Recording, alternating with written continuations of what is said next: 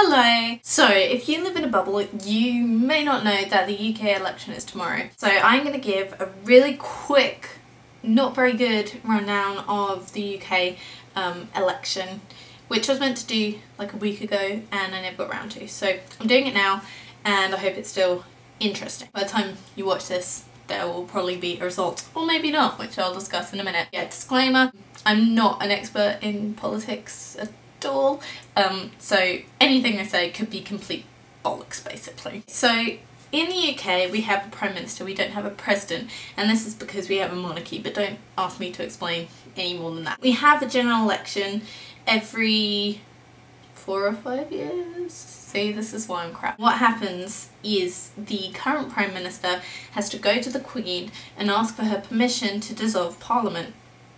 And then Parliament is dissolved and we have our pre-election period where all the parties go and do their campaigning. Now, interesting this year is that we have had the first ever TV debates. Yeah, it's been quite interesting, and actually our third popular party, which I'll just talk about in a sec, has actually got a lot more respect from doing that. So it's interesting how it's kind of changed the dynamics. We have three main parties. We have Conservatives, who are the colour blue, and we have Labour, who is currently in power, and they're red. This is just if you see things on the internet so you recognise. And then the third party is the Liberal Democrats, and they're yellow.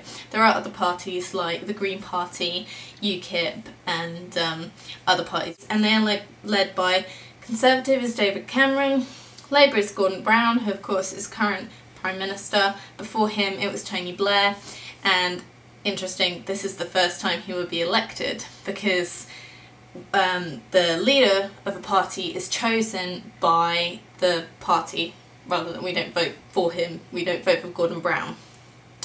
And Nick Clegg is leader of the Liberal Democrats. Now how it works is, in my constituency there are people representing the party and we vote for them. Whoever wins majority in this area, they will get a seat at Parliament.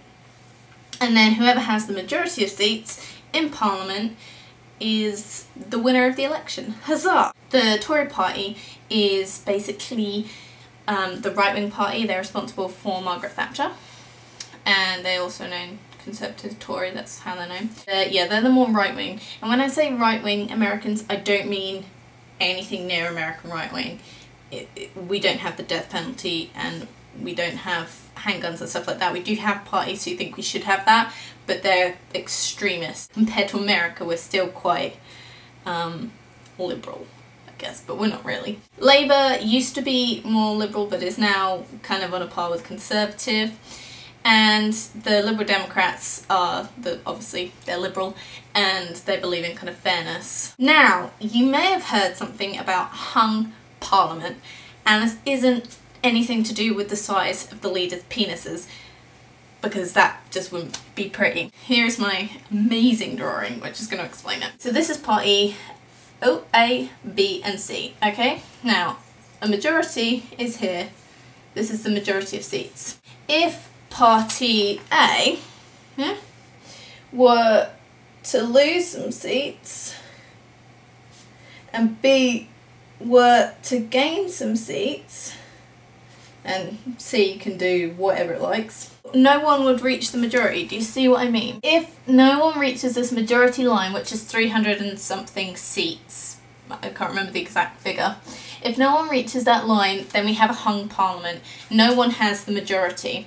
And that's where little C comes into play, because A and B are going to want C to be their best friends so that they can influence how things work, because essentially the Parliament has to work together.